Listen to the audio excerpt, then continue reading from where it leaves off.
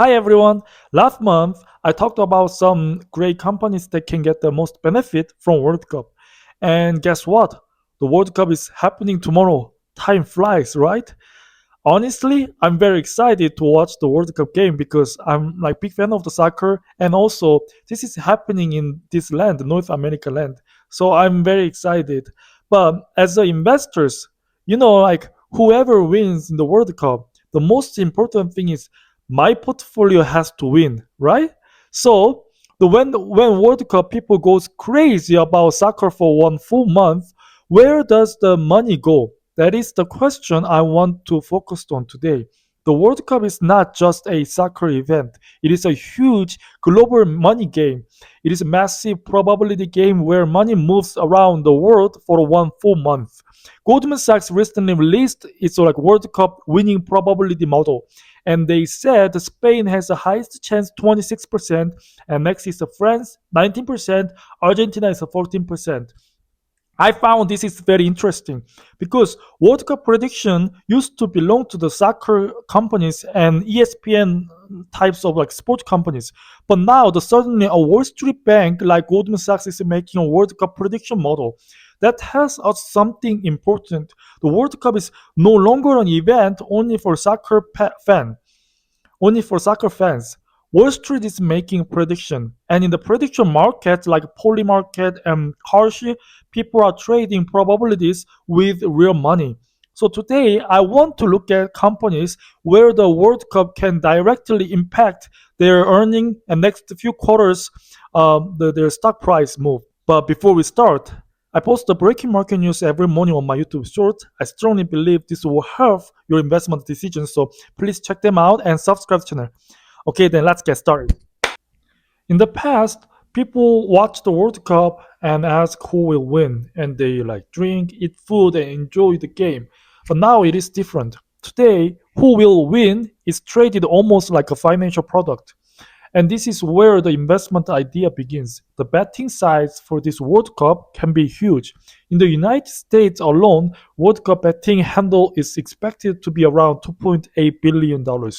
And if Team USA goes deep into the tournament and the excitement gets bigger, some estimates say it could go above $4 billion. And globally, the number is even bigger. Macquarie expects total global betting volume for this World Cup could be more than $50 billion. That is almost $500 million per game. So this is not just an event where people watch soccer. For one full month, tens of billions of dollars can move through apps and platforms. Many companies can benefit for this. But for me, the main World Cup investment theme is sports betting. The first one I want to introduce today is the DraftKings. I was talking about it before. DraftKings is the most aggressive World Cup betting stock. When the market hears the World Cup betting, DraftKings is probably the first US listed company many investors think about. This World Cup is being held in the United States, Canada, and Mexico. The time zone is good. Interest in the US should be much higher, and there will be the 104 games. Even people who normally do not watch soccer may watch the World Cup. Even people who normally do not bet on sports may think, oh, maybe I should try this one game. And this is the moment when apps like DraftKings get opened. But the key question is not whether people bet once during the World Cup and then leave. The real question is this: can DraftKings turn World Cup users into long-term users? Can those users move into NFL, NBA, and MLB after World Cup is over? That is what really matters. For the World Cup to become a real positive event for DraftKings, we need to see the next earnings report. New users, higher betting volume, more app activity. During the Qatar World Cup in 2022, many new users came in during the tournament, and some data showed that they stayed active on DraftKings for about 2 years on average. DraftKings already gave 2026 revenue guidance of 6.5 to 6.9 billion dollars. The company also guided for adjusted EBITDA of 700 to 900 million dollars. Its mobile sports betting business is now live in 27 US states, plus Washington, D.C. and Puerto Rico. That covers about 53% of the US population. But there is one risk. DraftKings is not cheap stock. If numbers after the World Cup are better than expected, the market may buy the story again. But if the numbers are disappointment, this stock can move down fast. So DraftKings is the most exciting choice, but also the riskiest one. The second stock is the Flutter. Ticker is FLUT. Flutter owns the FanDuel. Many retail investors know DraftKings better, but in the US sports betting market, FanDuel is actually a very powerful player. And Flutter has one big advantage. It is not only a US company. DraftKings feels more like a US sports betting growth stock. Flutter through FanDuel gives investors US exposure, but it also has a global sports betting business. This difference is important. The World Cup betting opportunity is not only big in America, globally more than $50 billion could move through betting market during this tournament. That means Flutter can benefit from FanDuel in the US, but also from the larger global betting wave. That is why I see Flutter as a more balanced choice than DraftKings. If DraftKings is the aggressive striker, Flutter is experienced star player, but Flutter is not perfect either. The first quarter 2026 group revenue grew 17%, but US sportsbook revenue grew only 1%. So in US, DraftKings has a stronger sports betting. So after the World Cup, the key question is simple. Can FanDuel use the World Cup to bring back stronger US sportsbook again? If the next earnings report shows stronger, higher betting volume, better iGaming growth, and recovery in the US sports business, Flutter could get a new look from the market. So I would call the Flutter the most balanced World Cup sports betting company. The third one is Fox Corporation. FOXA is a ticker. Fox is not my main pick, but it can still be a solid side winner from the World Cup. The reason is simple. Fox owns the key English language World Cup broadcast rights in the United States. Fox Sports will air all 104 games across Fox and FS1. 70 games will be on Fox and 34 games will be on FS1.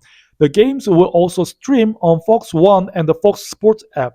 If sports betting companies make money from betting volume, Fox makes money from ads and viewership. Morgan Stanley estimates that this World Cup could bring Fox around $300 to $400 million in ad revenue. But investors still need to be careful. This story is not a secret. The market already knows the Fox will have the World Cup ad revenue. So for Fox stock move higher in meaningful way, um, it's not just World Cup ad. The real question is whether viewership beats expectations. Right now, the Fox trade around $67 with a P ratio around 17 times. So it's not a, like aggressive growth stock like a DraftKings or FanDuel, but it can be more valuable and safe investment, but still can get the World Cup advantage. So now you might be wondering, everybody knows the World Cup is happening. What if all these expectations are already priced in? The fact the World Cup is happening is obviously priced in, but there is still something we can discuss about. First, will US betting handle stop at $2.8 billion or can it go above $4 billion if Team US performs well? Team USA's performance can directly affect the next quarter earnings for these companies. Second, how many new users will come in during the World Cup? Third, will those users stay after the tournament and move into NFL, NBA, and Major League Baseball? That is why the real game for investors is not only the excitement before the World Cup. The real game is the earnings report after the World Cup. The most aggressive choice is a DraftKings. The most balanced choice is FanDuel. And the side advertising winner is the Fox TV. Personally, I think these three names makes much more sense than Mexican convenience stores or airport stocks because these are the companies that money moves directly during all 104 games. Soccer is played on the field. Money moves through apps. When people scream after a goal, someone is selling ads, someone is earning betting fees, someone is gaining new users.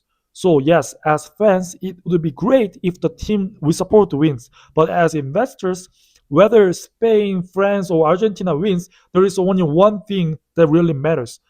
No matter who wins the World Cup, our portfolio needs to win. Thanks for watching my video today. During the World Cup season, I will be watching these three companies very closely: DraftKings, Flutter, and Fox TV. I hope we all of us can find the investment opportunity while everyone is crazy about this soccer big event. And I hope your portfolio lift the winner's trophy. Thank you everyone. See you in the next video.